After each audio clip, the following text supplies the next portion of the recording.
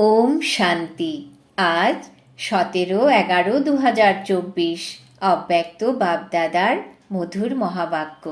Revise date 30/11/2002। আজকের মুরলির সার, return শব্দের স্মৃতি দ্বারা সমান হও এবং রিটার্ন জার্নির স্মৃতি স্বরূপ হও। আজ বাপদাদা চতুর্দিকে তার নিজের হৃদয় সিংহাসনাসীন, ভ্রুকুটির সিংহাসনাসীন, বিশ্ব রাজত্বের সিংহাসনাসীন স্বরাজ্য অধিকারী বাচ্চাদের দেখে আনন্দিত হচ্ছেন। পরমাত্ম হৃদয় সিংহাসন সারা কল্পে তোমরা হারানিধি ও অতি প্রিয় বাচ্চাদের এখন প্রাপ্ত হয়। ভ্রুকুটির সিংহাসন তো সব আত্মার আছে, কিন্তু পরমাত্ম হৃদয় সিংহাসন ব্রাহ্মণ আত্মা ব্যতীত আর কারোর প্রাপ্ত হয় না। এই হৃদয় সিংহাসনই বিশ্বের সিংহাসন প্রাপ্ত করায়। বর্তমান সময়ে তোমরা স্বরাজ্য অধিকারী হয়েছ। স্বরাজ্য প্রত্যেক ব্রাহ্মণ আত্মার গলার হার। স্বরাজ্য তোমাদের জন্মের অধিকার। নিজেকে এমন স্বরাজ্য অধিকারী অনুভব করো তোমরা। হৃদয়ে তোমাদের এই দৃঢ় সংকল্প আছে যে আমার এই বার্থ রাইট কেউ ছিনিয়ে নিতে পারবে না। সেই সঙ্গে এই আধ্যাত্মিক নেশাও আছে যে আমি পরমাত্ম হৃদয় সিংহাসনাসীন। মানব জীবনে তনের ক্ষেত্রে বিশেষভাবে হৃদয়ই মহান হিসেবে গাওয়া হয়ে থাকে। হৃদয় থেমে গেল তো জীবন সমাপ্ত। সুতরাং আধ্যাত্মিক জীবনেও হৃদয় সিংহাসনের মহত্ব অনেক। যারা হৃদয় সিংহাসনাসীন সেই আত্মাদের বিশেষ আত্মা হিসেবে গায়ন হয়ে থাকে। সেই আত্মাদের ভক্তরা মালার দানা রূপে স্মরণ করে থাকে। সেই আত্মারা কোটির মধ্যে কিছু, কিছুর মধ্যেও কেউ হিসেবে গাওয়া হয়ে থাকে। তো তারা কারা? তোমরা। পাণ্ডবও আছে, মাতারাও আছে। হাত নাড়াচ্ছে। তো বাবা বলেন, অতি প্রিয় বাচ্চারা, কখনো কখনো হৃদয় সিংহাসন ছেড়ে দেহরূপী মাটির সাথে কেন হৃদয় সংযুক্ত করো? দেহ হলো মাটি, তাই তো অতি প্রিয় বাচ্চারা কখনো মাটিতে পা রাখে না, সদা সিংহাসনে, আসনে কিংবা অতীন্দ্রিয় সুখের দোলায় দোলে। তোমাদের জন্য বাপদাদা ভিন্ন ভিন্ন দোলনা দিয়েছেন। কখনো সুখের দোলায় দোলো, কখনো খুশির দোলায় দোলো, কখনো আনন্দময় দোলাতে দোলো। তো বাপদাদা আজ এমন শ্রেষ্ঠ বাচ্চাদের দেখছিলেন যে কিভাবে তারা নেশার সাথে দোলায় দুলছে। নিরন্তর দোলো, দোদুল্যমান। তোমরা মাটিতে যাও না তো? কখনো কখনো মন চায় কি মাটিতে পা রাখতে? কেননা 63 জন্ম মাটিতেই পা রেখেছ, মাটির সাথেই খেলেছ, মাটির সাথে এখন খেলো না তো, তাই না? কখনো কখনো মাটির দিকে পা যায় নাকি যায় না? কখনো কখনো চলে যায়। দেহ ভাবো মাটিতে পা রাখাই হয়। দেহ অভিমান তো অতি গভীরভাবে মাটিতে পা থাকা, কিন্তু দেহ ভাব অর্থাৎ বডি কনসিয়াসনেস এটাও মাটি। সঙ্গমের সময়ে যত বেশি থেকে বেশি সিংহাসনাসীন হবে, ততই অর্ধেক কল্প সূর্য বংশের রাজধানীতে এবং চন্দ্র বংশের রাজত্বেও সূর্যবংশী রাজ ঘরানার হবে। যদি এখন সঙ্গমে কখনো কখনো সিংহাসনাসীন থাকবে, তাহলে সূর্য বংশের রয়্যাল ফ্যামিলিতে ততটাই অল্প সময় থাকবে। হতে পারে সিংহাসনাসীন টার্ন বাই টার্ন হবে, কিন্তু রয়্যাল ফ্যামিলি রাজ্য ঘরানার আত্মাদের সাথে সদা সম্বন্ধে হবে। সুতরাং চেক করো, সঙ্গম যুগের আদি সময় থেকে এখন পর্যন্ত তা 10 বছর হোক বা 50 বছর কিংবা 66 বছরই হোক। কিন্তু যখন থেকে ব্রাহ্মণ হয়েছ তখন সেই আদি থেকে এখন পর্যন্ত কত সময় হৃদয় সিংহাসনাসীন স্বরাজ্য সিংহাসনাসীন ছিলে? বহুকাল ছিলে, নিরন্তর ছিলে, নাকি কখনো কখনো ছিলে? যে পরমাত্ম সিংহাসনাসীন থাকবে তার লক্ষণ হবে প্রত্যক্ষ আচার আচরণ এবং মুখমণ্ডল দ্বারা সে সদা নিশ্চিন্ত বাদশাহ হবে।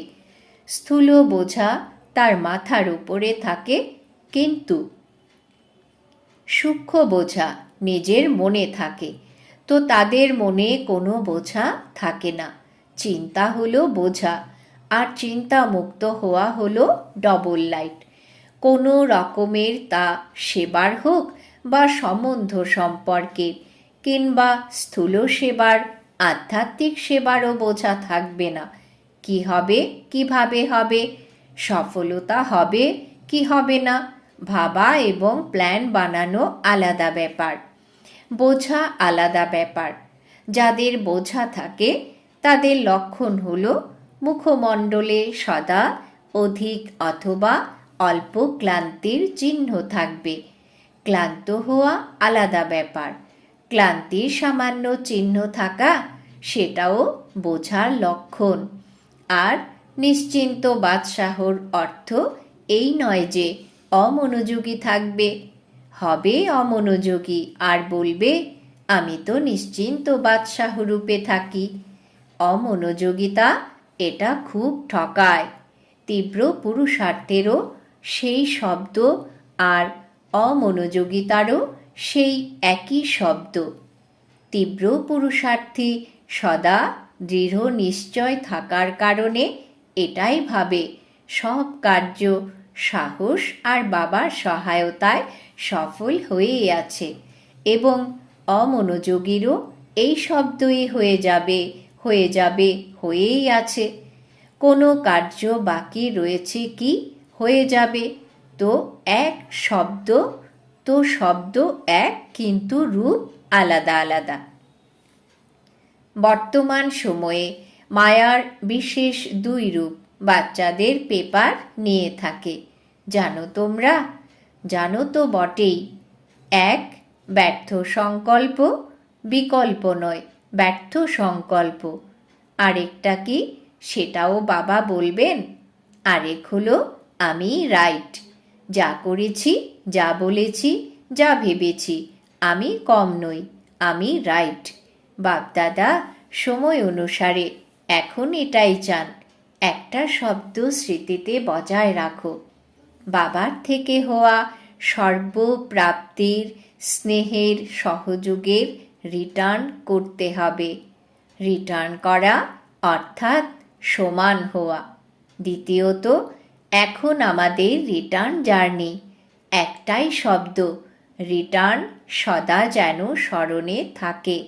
সেই জন্য খুব সহজ সাধন হলো প্রতিটা সংকল্প, বল আর কর্ম ব্রহ্মা বাবার সাথে টালি করে নাও।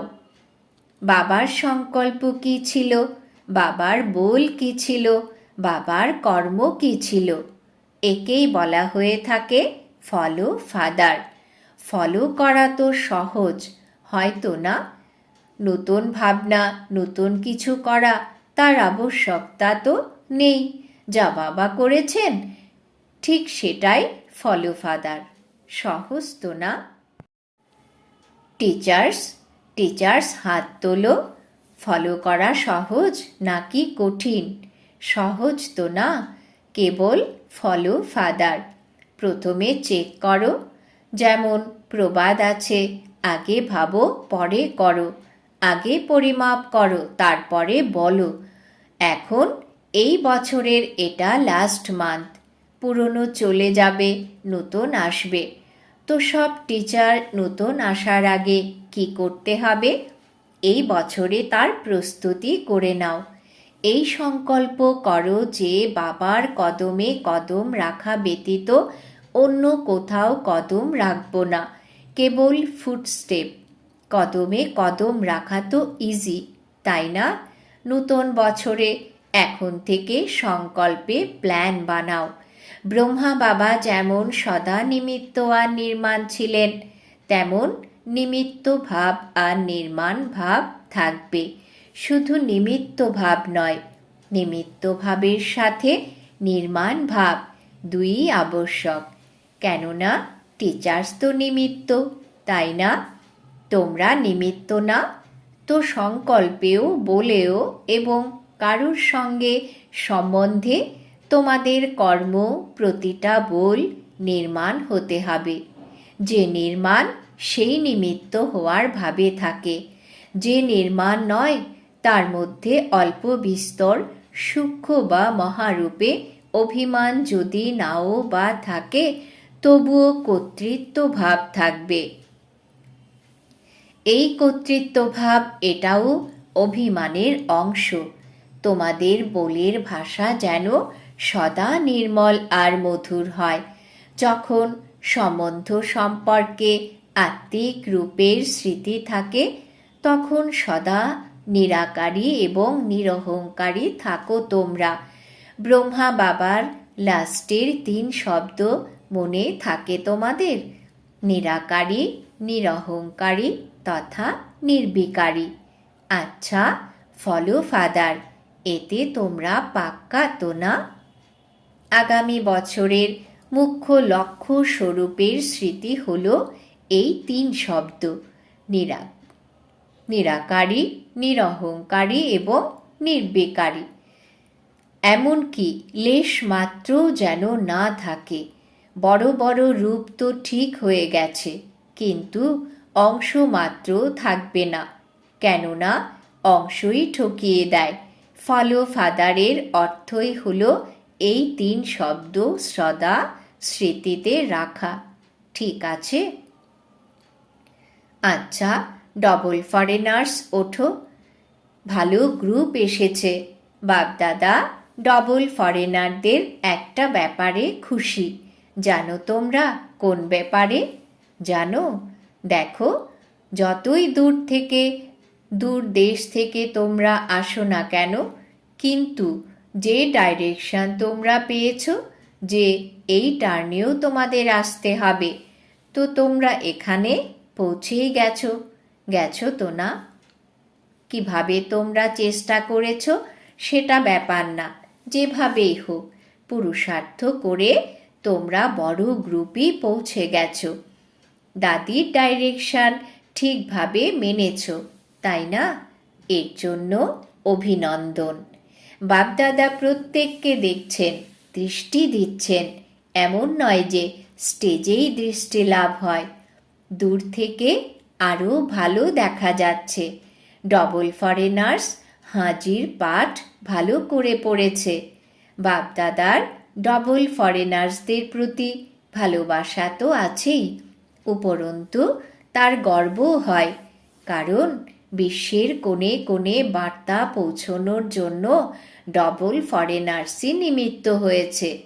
বিদেশে এখন কোনো বিশেষ স্থান রয়ে গেছে, গ্রামগুলো বাকি থেকে গেছে, নাকি বিশেষ স্থান কোণে কোণে গ্রামে গ্রামে অথবা ছোট লোক বসতিতে বাকি রয়ে গেছে, নাকি বিশেষ স্থানে বাকি থেকে গেছে? তবু দেখো, যারা এসেছে এটাও গ্রুপ। কত দেশের গ্রুপ এটা গুনতি করেছ? করনি তোমরা? তবুও বাপদাদা জানেন যে বিশ্বের ভিন্ন ভিন্ন অনেক দেশে তোমরা আত্মারা নিমিত্ত হয়েছ। বাপদাদা প্রায়শই বলে থাকেন যে বিশ্ব কল্যাণকারীর টাইটেল বাবার ডবল বিদেশিরাই প্রত্যক্ষ করিয়েছে। এটা ভালো। প্রত্যেকে নিজের নিজের স্থানে স্বয়ং আপন পুরুষার্থে এবং সেবাতে এগিয়ে যাচ্ছে আর সদাই এগিয়ে যেতে থাকবে। সফলতার নক্ষত্র হয়েই আছো। খুব ভালো। কুমারদের প্রতি, মধুবনের কুমারও আছে। দেখো, কুমারদের সংখ্যা দেখো কত আছে। অর্ধেক ক্লাসই তো কুমারদের। কুমার এখন সাধারণ কুমার নয়, এখন কুমারদের টাইটেল আছে। কোন কুমার তোমরা? ব্রহ্মা কুমার তো হওই, কিন্তু ব্রহ্মা কুমারদের বিশেষত্ব কি? কুমারদের বিশেষত্ব হলো যেখানেই অশান্তি হবে সেখানে সদা শান্তি ছড়িয়ে দেওয়ার শান্তি দূত তোমরা। মনের অশান্তি নেই, বাইরের অশান্তি নেই। কুমারদের কাজই হলো কঠিন কাজ করা, হার্ড ওয়ার্কার তো না? তো আজ সব চাইতে হার্ড থেকে হার্ড ওয়ার্ক হলো অশান্তি মিটিয়ে শান্তি দূত হয়ে শান্তি ছড়িয়ে দেওয়া। তোমরা এমন কুমার, এমন তোমরা, অশান্তি লেশমাত্র থাকবে না এমন শান্তিদূত হও তোমরা। না বিশ্বে না তোমাদের সম্বন্ধ সম্পর্কে অশান্তি থাকা উচিত নয়। শান্তিদূত যেমন যারা আগুন নেভায় তারা যেখানেই আগুন লাগবে নেভাবে তো না? তো শান্তিদূতের কাজই হলো অশান্তিকে শান্তিতে বদলানো। তোমরা তো শান্তিদূত, তাই না? পাক্কা পাক্কা পাক্কা। খুব ভালো লাগছে। এত কুমার দেখে বাপদাদা খুশি হন। আগেও বাপদাদা তোমাদের প্ল্যান দিয়েছিলেন যে দিল্লিতে সর্বাধিক সংখ্যক কুমার রয়েছে, যা গভর্নমেন্ট মনে করে কুমার মানেই যারা ঝামেলা করে, ভয় পায় কুমারদের। এই রকম ভীত গভর্নমেন্ট প্রত্যেক ব্রহ্মা কুমারকে শান্তিদূতের টাইটেল দ্বারা যেন স্বাগত জানায়। তবেই কুমারদের চমৎকারিত্ব সারা বিশ্বে যেন ছড়িয়ে যায় যে ব্রহ্মা কুমার শান্তির দূত। এটা হতে পারে তো না? দিল্লিতে করতে হবে, করতে তো হবে, তাই না? দাদিরা করবে। এত কুমার রয়েছে, একটা গ্রুপে এত আছে, তবে সব গ্রুপে কত হবে? বিশ্বে কত হবে? আনুমানিক 1,00,000। অতএব কুমার করো চমৎকার। গভর্নমেন্টের মধ্যে কুমারদের প্রতি যে ভুল ভরা আছে তার সমাধান করে দাও। কুমারদের প্রতি যে ভুল ভরা আছে তার সমাধান করে দাও।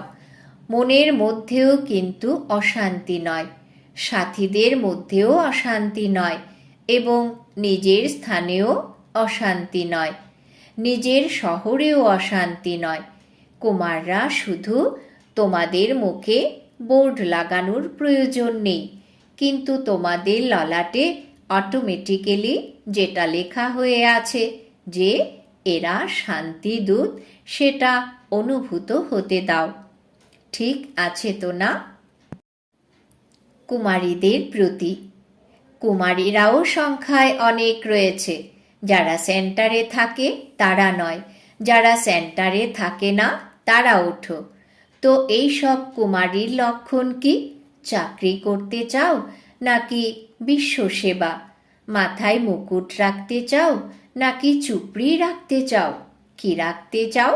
দেখো, সব কুমারীকে করুণাকর হতে হবে। বিশ্বের আত্মাদের যেন কল্যাণ হয়ে যায়। কুমারীদের জন্য গায়ন আছে, তারা 21 কুলের উদ্ধার করে। তো অর্ধেক কল্প 21 কুল হয়ে যাবে। তো তোমরা এমন কুমারী যারা 21 কুলের কল্যাণ করবে, তারা হাত তোলো। একটা পরিবারের নয়, 21 পরিবারের করবে তোমরা। দেখো, তোমাদের নাম নোট করা হবে এবং তারপর দেখা হবে যে তোমরা করুণাকর নাকি হিসেব নিকেশ বাকি থেকে গেছে। এখন সময় এটাই সূচিত করছে যে সময়ের আগে তৈরি হয়ে যাও। সময়কে যদি দেখতে থাকো তো সময় চলে যাবে। সেই জন্য লক্ষ্য রাখো যে আমরা সবাই বিশ্ব কল্যাণী করুণাময় বাবার করুণাকর বাচ্চা। ঠিক আছে তো না? করুণাকর তোমরা, তাই তো না? আরও করুণাকর হও, আরও একটু তীব্র গতিতে হও। কুমারীদের তো বাবার সিংহাসন খুব সহজে প্রাপ্ত হয়। বাবা দেখবেন নতুন বছরে তোমরা কি চমৎকারিত্ব দেখাও। আচ্ছা, মিডিয়া থেকে 108 রত্ন এসেছে। এটা ভালো, মিডিয়ার লোকেরা চমৎকার করে দেখাবে যাতে সবার বুদ্ধিতে আসে যে বাবার থেকে অবিনাশী উত্তরাধিকার নিতেই হবে, কেউ যেন বঞ্চিত থেকে না যায়। এখন বিদেশেও মিডিয়ার প্রোগ্রাম চলতেই থাকে, তাই না? এটা ভালো। বিভিন্ন রূপে যে প্রোগ্রাম রাখে সেসবে লোক খুব ইন্টারেস্টেড হয়। তারা ভালো করছে আর করতে থাকবে, আর সফলতা তো আছেই। সব বর্গের তারা যে সেবায় করছে বাপদাদার কাছে সে সবের সমাচার আসতে থাকে। প্রত্যেক বর্গের নিজের নিজের সেবার সাধন এবং সেবার রূপরেখা আছে, কিন্তু এটা দেখা যায় যে বর্গ আলাদা আলাদা হওয়ার কারণে প্রতিটা বর্গ পরস্পরের সঙ্গে রেসও করে। এটা ভালো।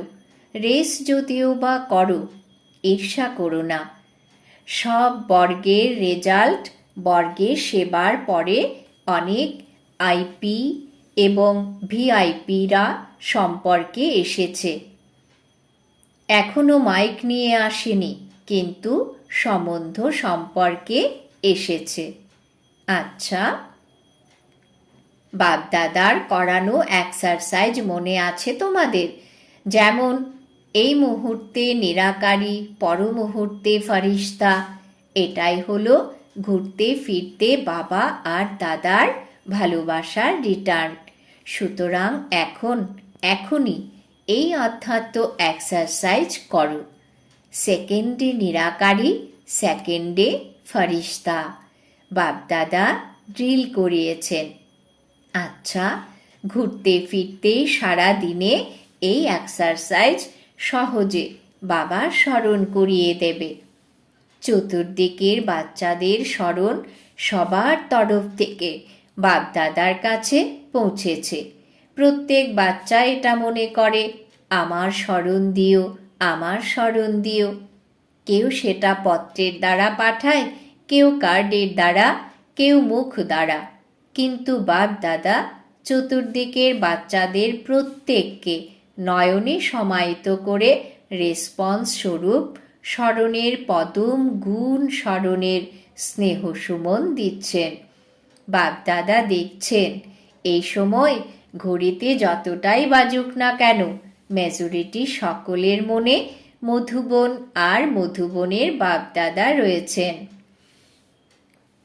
চতুর্দিকের 3 সিংহাসনাসীন স্বরাজ্য অধিকারী বাচ্চাদের সদা বাপ দাদাকে রিটার্ন দিতে, বাবা সমান হওয়া বাচ্চাদের সদা রিটার্ন জার্নির স্মৃতি স্বরূপ বাচ্চাদের সদা সংকল্প বাণী আর কর্মে ফলো ফাদার করে প্রত্যেক বাচ্চাকে বাপদাদার অনেক অনেক অনেক স্মরণের স্নেহ সুমন আর নমস্কার। আমরাও আমাদের অতি মিঠা বাপ দাদাকে জানাই স্মরণের স্নেহ সুমন নমস্কার। বরদান। বাবা আজকে বরদান দিয়েছেন, সর্ব আত্মার মধ্যে নিজের শুভ ভাবনার বীজ বপন করে মাস্টার দাতা ভব। সর্ব আত্মার মধ্যে নিজের শুভ ভাবনার বীজ বপন করে মাস্টার দাতা ভব। ব্যাখ্যা: ফলের অপেক্ষা না করে তুমি তোমার শুভ ভাবনার বীজ প্রত্যেক আত্মার মধ্যে বপন করে চলো। সময় মতো সর্ব আত্মাকে জাগতেই হবে। যদি কেউ অপোজিশন করে তবুও তোমাদের দয়ার ভাবনা ছাড়া উচিত নয়। এই অপোজিশন ইনসাল্ট, গালি, সারের কাজ করবে এবং ভালো ফল বের হবে। তারা যত গালি দেবে তত গুণ গাইবে। সেই জন্য সব আত্মাকে নিজের বৃত্তির দ্বারা, ভাইব্রেশন দ্বারা, বাণীর দ্বারা দাতা হয়ে নিরন্তর দিয়ে যাও। স্লোগান: সদা প্রেম, সুখ, শান্তি আর আনন্দের সাগরে সমাহিত হওয়া বাচ্চারাই প্রকৃত তপস্বী। সদা প্রেম, সুখ, শান্তি আর আনন্দের সাগরে সমাহিত হওয়া বাচ্চারাই প্রকৃত তপস্বী। আজকের সমান আমি মাস্টার, দাতা, আত্মা। আজ মাসের তৃতীয় রবিবার। আজকের জন্য বিশেষ সূচনা। আজ অন্তর্রাষ্ট্রীয় যোগ দিবস। সকল ব্রহ্মা বৎস সংগঠিত রূপে সন্ধে 6:30 থেকে 7:30 পর্যন্ত বিশেষ বরদাতা, ভাগ্য বিধাতা আর বাপ-দাদার সঙ্গে কম্বাইন স্বরূপে স্থিত হয়ে সকল আত্মাকে সুখ শান্তির দান দেওয়ার সেবা করুন। ওম শান্তি।